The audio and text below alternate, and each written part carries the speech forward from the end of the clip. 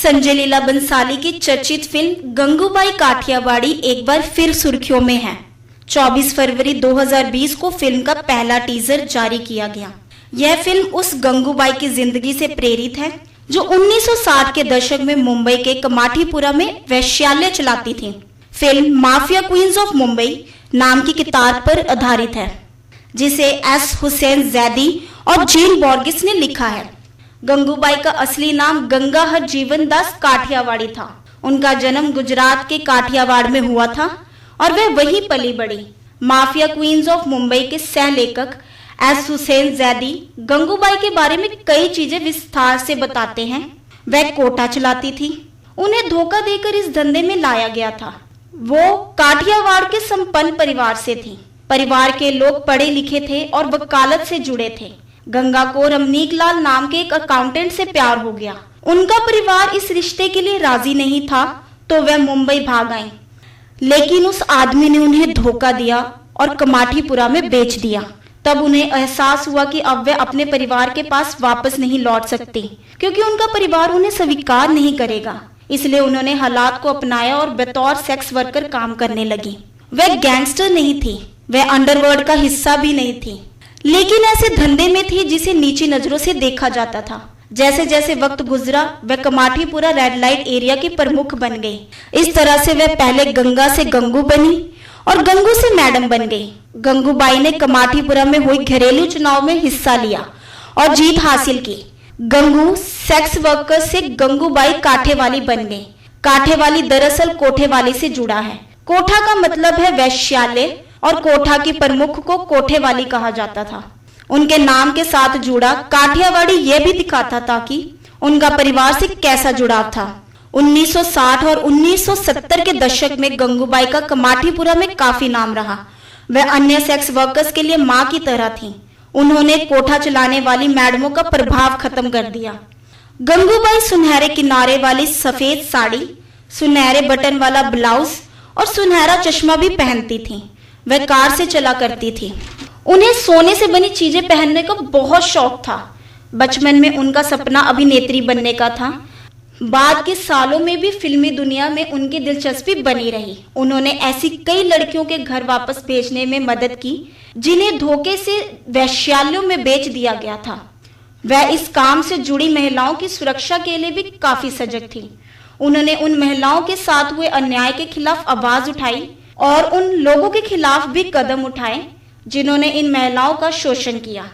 उनका यह नजरिया था कि शहरों में सेक्स वर्कर्स के लिए जगह उपलब्ध कराई जानी चाहिए।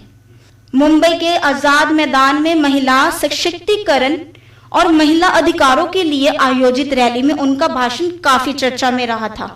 गंगूबाई की मौत के बाद कई वेश्यालयों में उनकी तस्वीरें लगाई गईं और उनकी मूर्तियां भी बनाई गईं। कमाठीपुरा में हुई एक घटना के बाद गंगूबाई का दबदबा और बढ़ गया। एक पठान ने वेश्यालय में गंगूबाई से बदसलूकी की। उसने उनके साथ जबरदस्ती करने की कोशिश की, उन्हें चोट पहुंचाई और पैसे नहीं दिए। यह लगातार होता रहा। एक बार उन्हें अस्पताल में भर्ती करने की स्थिति बन गई। तब उन्होंने उस पठान के बारे में जानकारी जुटाई। उन्हें पता चला कि पठान शौकत खान नाम के इस शख्स का ताल्लुक करीम लाल के गैंग से था। अब्दुल करीम खान को अंडरवर्ल्ड में लोग करीम लाला के नाम से जानते थे।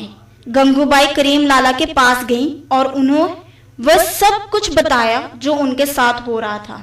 करीम लाला ने गंगूबाई को सुरक्षा देने का वादा किया।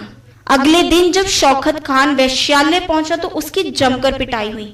करीम लाला ने गंगूबाई को अपनी बहन बना लिया और इसी के साथ गंगूबाई का दबदबा इस इलाके में काफी बढ़ गया। 1960 के दशक में कमाठीपुरा में सेंट एथनी हाई स्कूल शुरू हुआ। यह आवाज उठने लगी कि वेश्यालयों को बंद किया जाना चाहिए, क्योंकि वेश्याओं के आसपास होने का बुरा असर छोटी बच्चियों पर पड़ेगा। इस फैसले से कमाठीपुरा में करीब एक सदी से काम कर रही महिलाओं पर बुरा असर पड़ने वाला था। गंगूबाई ने इसके खिलाफ आवाज उठाई और इससे आगे ले जाने के लिए पूरी ताकत लगा दी। अपने राजनीतिक परिचितों की मदद से उन्होंने तत्कालीन प्रधानमंत्री जवाहरलाल नेहरू से मिलने के लिए वक्त मांगा। हालांकि ये मीटिंग आधारिक तौर पर कहीं दर्ज नहीं है, लेकिन एस हुसैन जैदी ने अपने किताब में इस किस्से का जिक्र किया है। जैदी ने माफिया क्वींस ऑफ मुंबई में लिखा, इस मुलाकात में गंगूबाई की सजगता और स्पष्ट विचारों से नेहरू भी हैरान रह गए। नेहरू ने उनसे सवाल किया था कि वह इस धंधे में क्यों आई, जबकि उन्हें अच्छी नौकरी या अच्छा पति मिल सकता था। ऐसा कहा जाता था कि गंगूबाई ने उसी मुलाकात में तुरंत नेहरू के सामने प्रस्ताव रखा। उन्होंने नेहरू से कहा कि अगर वे उन्हें पत्नी के रूप में स्वीकार करने को तैयार हैं, तो वह ये धंधा हमेशा के लिए छोड़ देंगी। यह बात से नेहरू दंग रह गए और उन्होंने गंगूबाई के बयान से असहमति जताई। तब गंगूबाई ने कहा, प्रधानमंत्री जी नाराज मत होइए, मैं सिर्फ अपनी बात साबित करना चाहती थी। सलाह देना आसान है, लेकिन उसे खुद अपनाना मुश्किल है। नेहरू ने इसके खिलाफ कुछ नहीं कहा।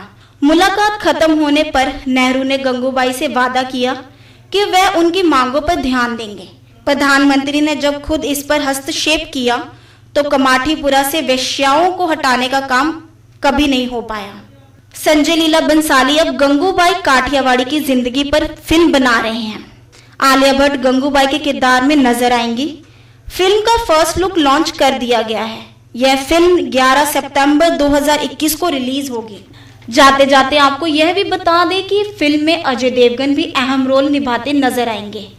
अजय देवगन और संजय लीला बंसाली ने 1999 में आई हिट फिल्म हम दिल दे चुके सनम में साथ काम किया था। दोनों 21 साल बाद अब साथ में दोबारा काम करने जा रहे हैं। मौजूदा हालातां ते नज़र मारीए तां इंसान तरह तरह ਦੀਆਂ ਬਿਮਾਰੀਆਂ ਨਾਲ ਜੂਝ ਰਿਹਾ ਹੈ। इंसान ਬਿਮਾਰੀਆਂ ਤੋਂ ਛੁਟਕਾਰਾ ਪਾਉਣ ਲਈ ਤਰ੍ਹਾਂ ਤਰ੍ਹਾਂ ਦੇ ਉਪਰਾਲੇ ਵੀ ਕਰਦਾ ਹੈ ਔਰ ਜਿਵੇਂ ਤੁਹਾਡੇ ਦੁੱਖਾਂ ਨੂੰ ਮੱਦੇਨਜ਼ਰ ਰੱਖਦੇ ਹੋਏ ਇਸ ਤੋਂ ਪਹਿਲਾਂ ਫੀਰ ਲੀਫ ਆਇਲ ਤਿਆਰ ਕੀਤਾ ਗਿਆ, ਜਿਸ ਦੁਆਰਾ 125 ਬਿਮਾਰੀਆਂ ਦਾ ਇਲਾਜ ਕੀਤਾ ਗਿਆ ਤੇ ਹੁਣ ਇੱਕ ਹੋਰ ਪ੍ਰੋਡਕਟ ਤੁਹਾਨੂੰ ਦੁੱਖਾਂ ਤੋਂ ਨਿਜਾਤ ਦਿਵਾਉਣ ਲਈ ਹਾਜ਼ਰ ਹੈ, ਫੀਰ ਲੀਫ ਪਾਵਰ, ਜਿਸ ਦੇ ਨਾਲ ਤਰ੍ਹਾਂ ਤਰ੍ਹਾਂ ਦੀਆਂ ਕਮਜ਼ੋਰੀਆਂ ਨੂੰ ਦੂਰ ਕੀਤਾ ਜਾ ਸਕਦਾ ਹੈ, ਜਿਵੇਂ ਮਰਦਾਨਾ ਕਮਜ਼ੋਰੀ, ਅੰਤੜੀਆਂ ਦੀ ਸੋਜਿਸ਼, पेशाब ਵਿੱਚ जलन, दिल ਦੀ कमज़ोरी, खून ਦੀ ਕਮੀ ਅਤੇ ਦਿਮਾਗ ਨੂੰ ਤੇਜ਼ ਕਰਦਾ ਹੈ। ਅਲੱਗ-ਅਲੱਗ ਲੈਬੋਰਟਰੀਆਂ ਤੋਂ ਆਯੁਰਵੈਦਿਕ ਮਾਹਰਾਂ ਦੁਆਰਾ ਟੈਸਟ ਹੋ ਕੇ ਆਪ ਸਭ ਦੇ ਰੂਬਰੂ ਹੈ ਔਰ ਜਿਸ ਦੇ ਵਿੱਚ ਕਈ ਤਰ੍ਹਾਂ ਦੀਆਂ ਆਯੁਰਵੈਦਿਕ ਜੜੀਆਂ ਬੂਟੀਆਂ ਅਤੇ ਕਈ ਤਰ੍ਹਾਂ ਦੇ ਭਸਮ ਮਿਲਾ ਕੇ ਤਿਆਰ ਕੀਤਾ ਗਿਆ ਹੈ। ਉਹ ਨੌਜਵਾਨਾਂ ਲਈ ਬੜਾ ਵਰਦਾਨ ਸਿੱਧ ਹੋ ਰਿਹਾ ਹੈ ਜੋ ਨੌਜਵਾਨ ਮਰਦਾਨਾ ਕਮਜ਼ੋਰੀ ਨਾਲ ਜੂਝ ਰਹੇ ਨੇ। ਉਹ ਹੁਣ ਫੀਰ ਲੀਫ ਪਾਵਰ ਦਾ ਇਸਤੇਮਾਲ ਕਰਨ ਤੋਂ ਬਾਅਦ ਦੁਬਾਰਾ ਖੋਈ ਹੋਈ ਮਰਦਾਨਾ ਤਾਕਤ ਨੂੰ ਹਾਸਲ ਕਰ ਸਕਦੇ ਨੇ। ਇਹ ਮੈਡੀਸਨ 100% ਆਯੁਰਵੈਦਿਕ ਹੈ। ਇਸ ਦਾ ਕੋਈ ਵੀ ਸਾਈਡ ਇਫੈਕਟ ਨਹੀਂ ਹੈ। ਤੁਸੀਂ ਵਧੇਰੇ ਜਾਣਕਾਰੀ ਲਈ ਸੰਪਰਕ ਕਰ ਸਕਦੇ ਹੋ 94 784 84087।